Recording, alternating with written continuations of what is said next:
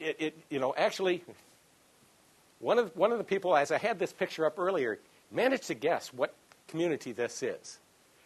And this is a very unique community, although there's a number of towns that look like this. Actually, this picture is of Faribault. It's very unique downtown. It's one of those towns that they still got the old-time pharmacy still, and how many towns have an old building pharmacy in them? Not all that many anymore. And they kind of play up on it, too. They have some of the old-time things in their window shops. Actually, about 4 doors down from this, there's a bakery that's on the main street. Very unique stuff that comes in there.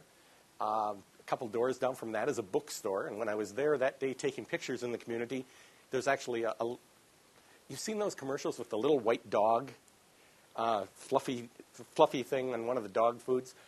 One of those dogs was sitting in the window when I was taking the picture. The other thing that they have within Faribault is Burkhardt-Meyer's shoes. And the building doesn't look like much from the outside. Burkhardt-Meyer's shoes, anyone heard of them? Probably one of the 2 best known shoe stores within the state.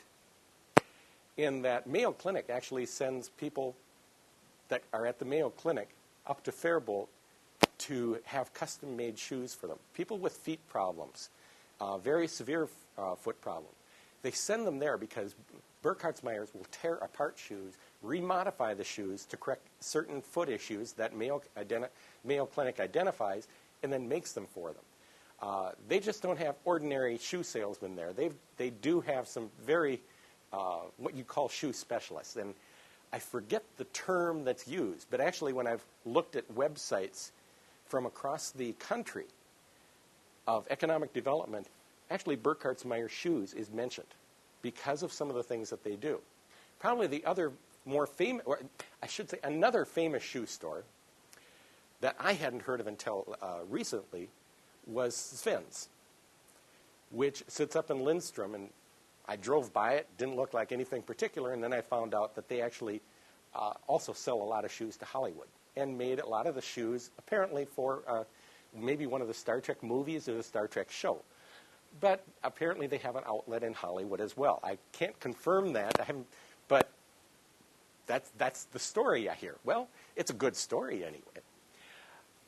But communities have identities, and downtowns, the schools and the downtown really can make an identity for a community and what's there.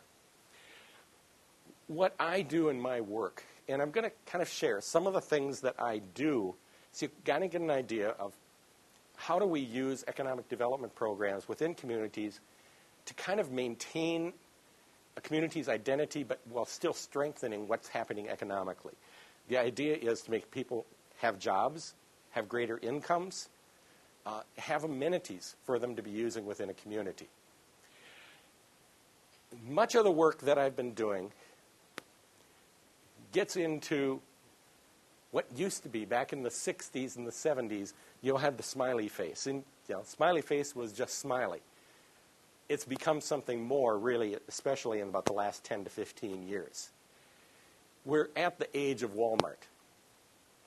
Biggest retailer in the world, does more business than Target, Home Depot, Sears, Safeway, and Kroger combined. Sells more DVDs and groceries, toys, bicycles, all these things more than anyone else. 85% of the households have shopped at Walmart, and it's one of the largest private employers in the United States, in Canada, and Mexico. They've been a big influence on what has happened in our economy and what's happened to our downtowns. When we take a look at what's happened, discount department stores between 1980 and 2000, they grew like 50%. And what suffered were all those independent stores. Somewhat the auto supply stores and the grocery stores. Remember, this is to 2000. Imagine what grocery stores are going to be looking like now that we've got more of the super Walmarts and the super Targets. The groceries are also suffering. the conventional department stores, the men's and clothing and boys' clothing stores, they've really hurt because of these changes. We're seeing a lot more consolidation. If we look back in 1986, the top 3 department stores had only 39% of the business. Now the top 3 department stores have 83% of the business. The discount stores, the top 3 have 91%. It's not quite as serious yet in the supermarkets and the drugstores, but still, it is significant. Ken Stone is one of the people that I've worked with over the years. Ken Stone was at Iowa State and was known for a long time as being the Mr. Walmart. Whenever you'd see national stories about what Walmart was doing to communities, you oftentimes saw them interviewing Ken Stone. He really identified, he came out with a book called Competing with the Retail Giants and identified the big box as one of the largest threats to their survival of our small town retailers. Take a look at what this was about a year and a half ago when Boyham's closed in Stewartville. You know, after 70 years of being in business, you know, the main grocery store within the community left. The co-owner, Gary, said that deciding to close the store was one of the most difficult decisions he ever made. And he said it was the increased competition from Rochester stores such as Walmart and Target. And that's about the time, too, they started picking up the groceries. And, you know, it was just becoming very difficult for them. And I think this summarized, this was in the article in the Post-Bulletin, looking at what one of the residents said. And she said, I think it's going to have a big impact. If I was going to move here and someone told me they don't have a grocery store, you know, I don't think I'd like that. So that's why the university is very much involved in these type of things, is because we've got to keep our communities going. When Ken Stone wrote his book, he was looking at, you know, trying to teach independent stores to look at specific strategies and marketing, merchandising, customer service, and business operations. He came out with the book.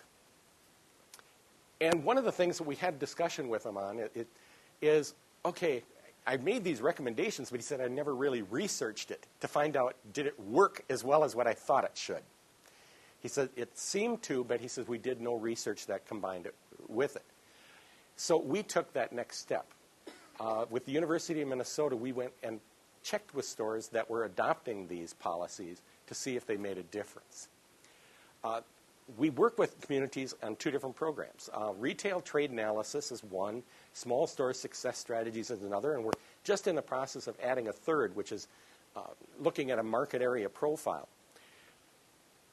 What we're trying to do is, first of all, the retail trade analysis, in order to know what kind of strategies you do, you got to know where we're at right now. You know, where am I standing right now?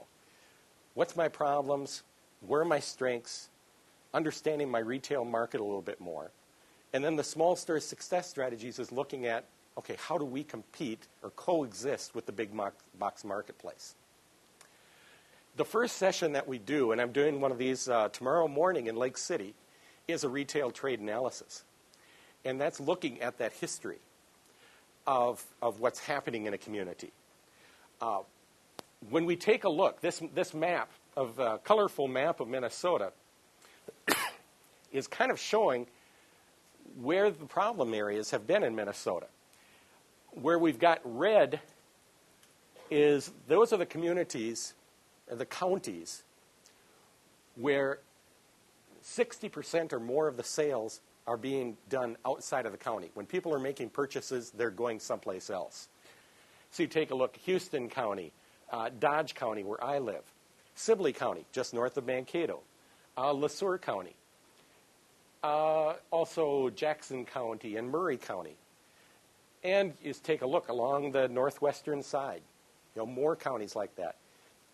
People are leaving those areas to do their purchases.